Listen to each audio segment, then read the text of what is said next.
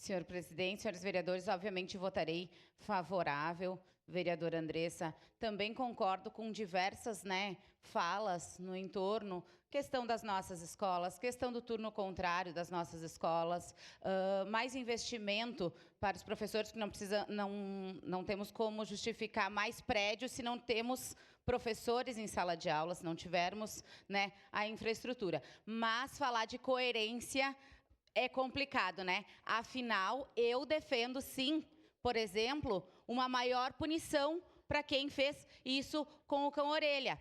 Mas defendo também a anistia, porque não concordo com quem fez a questão com o cão-orelha fique somente numa questão socioeducativa e a Débora, que fez uma pichação de batom, pegue 17 anos de cadeia. Não concordo com isso. Então, a minha coerência é essa. A minha coerência é, se fez um crime e que seja comprovado este crime, é que sim, seja preso e tenha o rigor da lei. Agora, com a questão do 8 de janeiro, me desculpe, é uma invenção essa questão de golpe e querem implantar na cabeça das pessoas que essa mãe, inclusive, com 2 filhos e tudo mais, tenha que ficar na cadeia. Então, a coerência tem que existir, mas eu, nessa discussão, sou coerente dessa maneira, vereadora Andressa. Obrigada.